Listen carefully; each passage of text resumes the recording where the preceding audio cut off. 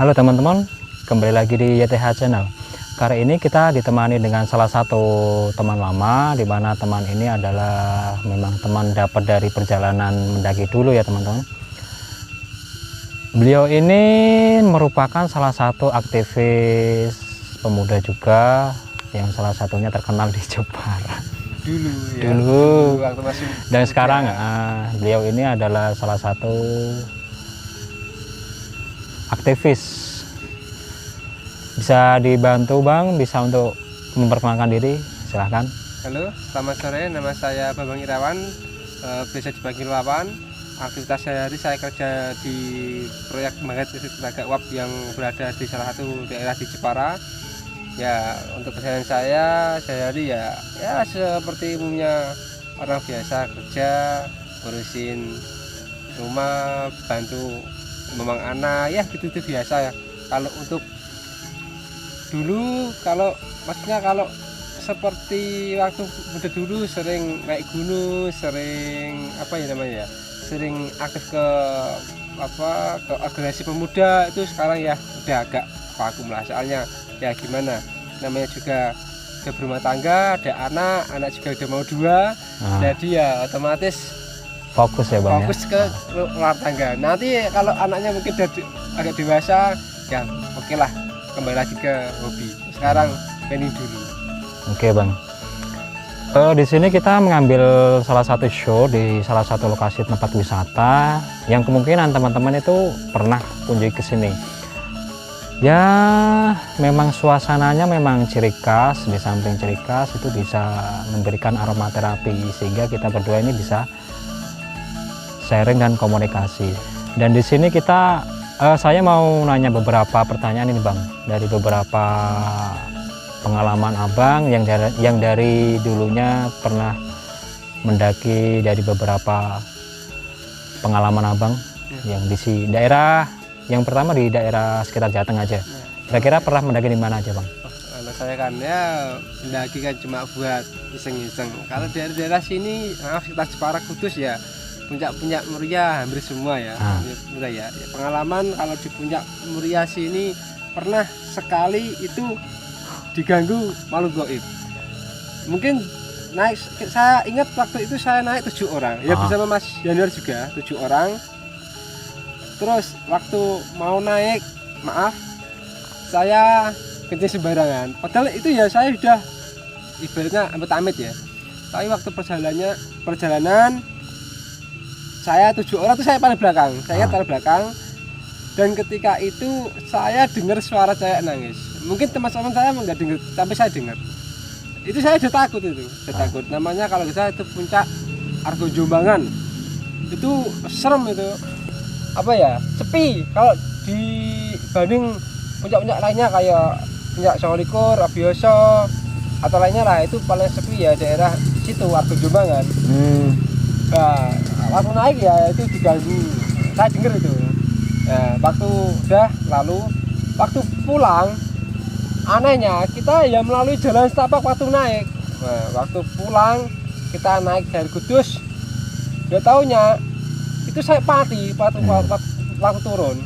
Anehnya tuh jalannya ya jalan itu kok bisa melenceng. Sesat ya Bang ya? Sesat, sama Mas Januar juga ini. Aku malah lupa yuk. Naik dari Kudus pulang Pati. Ya muter dari Pati saya Kudus jalan kaki. Oh, yang Argo Jombangan itu ada Mirta juga ya? Ya, 7 orang, ada Mirta, ada orang-orang Kudus juga itu. 7 orang yang saya. Itu naik dari Kudus, turun Pati ya. Dan tadi saya Kudus jalan. Nah, itu Terus pernah juga ya banyak lah ganggu babi hutan di Sindoro juga pernah. Cuma ya untuk masih aman, cuma tenda sebelah lah yang ganggu, kita aman. Ya banyak lah, kalau diceritain satu persatu nggak selesai jam-jaman panjang. Oke, kalau Bang Irawan sendiri sampai sekarang untuk profesi kerjanya gimana Bang? Saya kemarin security. Sama seperti di proyek ya, di proyek PLTU. Kalau sekarang saya sudah beralih profesi dan masih sama di proyek PLTU, cuma saya sekarang di konstruksi isolasi. Ya untuk isolasi maksudnya gini, jalur pipa panas, dating panas itu kan harus diisolasi supaya nggak berbahaya, juga biar awet. Ya kalau untuk pekerjaannya ya lumayan buat cari ilmu, cari duit lumayan. Ya buat sehari-hari insya Allah cukup lah. Yang pasti barokah ya Bang ya, bisa buat kehidupan sehari-hari dan bisa mencukupi. Ya insya Allah. Kalau dari pengalaman kerja dari sekarang sampai yang dahulunya itu enakan yang mana Bang? Kalau dulu kan security, sekarang kayak pekerja lapangan ya. Itu Abang bisa bedain nggak atau rasain gimana rasanya posisi jadi security, gimana rasanya jadi kuli lah istilahnya ya? Kuli itu beda nggak? Beda ya, kalau soal penghasilan sama mungkin ya sekitar segitulah, nggak saya sebut namanya ya segitu. Cuma kalau enaknya ya tergantung orang. Kadang kalau orang yang malas itu ya enak dari security, duduk dibayar. Tapi kadang kalau di proyek beda. Kalau di proyek, kalau di gate di gerbang itu capek banget. 12 jam nggak bisa duduk itu, pasti duduk terus. Tapi ya nggak setiap hari, kadang gantian di belakang ya enak. Cuma kalau menurut saya itu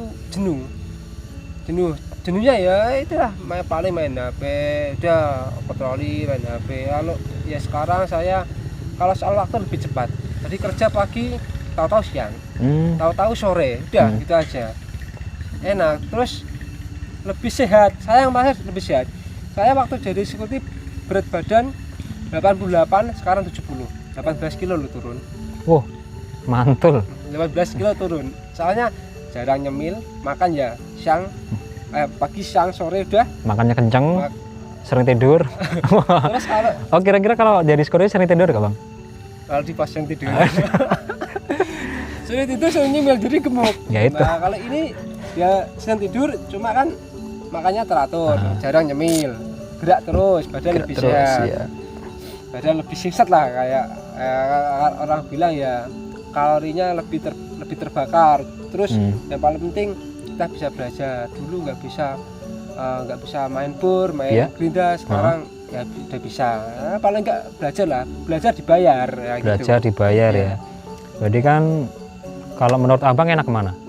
Security sama kuli? Lebih mending ini. Mending ini. Ya kalau untuk penghasilan sama aja. Untuk anak turunnya sama aja lah segitu. Soalnya standarnya kalau di pembangkit listrik ya segitu. Cuma kalau ini kerjaan jangka panjangnya enak ini, soalnya kita bisa menjadi skill. Nah sekarang sih masih helper, nanti kan masih mungkin naik skill.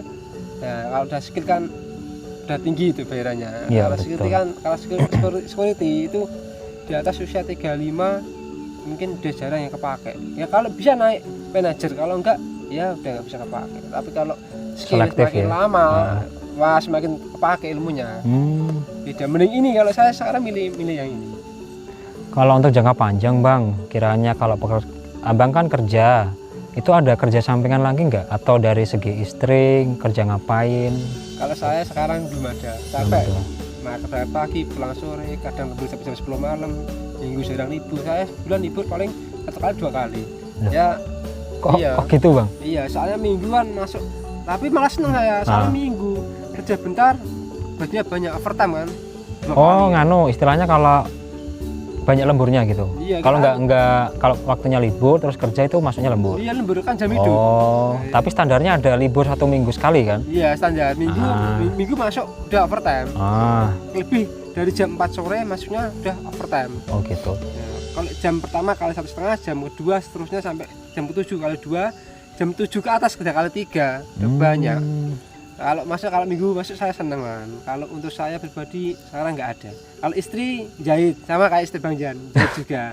Sama-sama istrinya penjahit kita. Wadah gua belum cerita udah ceritain dulu. Ya udah lanjut Bang. Penjahit. Ada sampingan lain Bang selain pekerjaan utama Bang? Belum ada ya. Karena kan kita mikirnya gini, kita kalau udah usia 40, 45, itu kalau kita PNS menginjak umur 55 kita bisa pensiun. Tapi kalau kita freelance seperti kerja kuli, kerja yang swasta lah, beras swasta lah intinya, itu kan kalau pas masa-masa umur tua itu paling enggak kan juga mikir ya Bang ya, mikir gimana bisa mencukupi kebutuhan. Karena ketika usia udah tua itu tadi istilahnya kayak gimana ya, banyak-banyak menampung untuk hari tua gitu. Kalau buat jaga-jaga jangka panjang hari tua, abang-abang punya langkah-langkah lain nggak? Kalau saya punya referensi pengen buka toko pertanian. Toko pertanian ya? Toko pertanian. Kemudian perlengkapan pertanian. Ya, kebetulan di daerah saya kan banyak itu kan, banyak petani. Petani, banyak orang bercocok tanam. Ya daripada mereka cari jauh-jauh ke pasar, atau ke kota lain, ya ini saya buka aja di rumah, nggak jauh-jauh lah di rumah. Mungkin dengan harga yang sama, mungkin insya Allah mereka bisa ke tempat saya. Kalau soalnya kan dekat, ya nggak usah bawalah, sama aja harganya. Itu mungkin sudah menarik orang, soalnya kan lebih dekat. Soalnya juga depan rumah saya itu jalan untuk ke pertanian.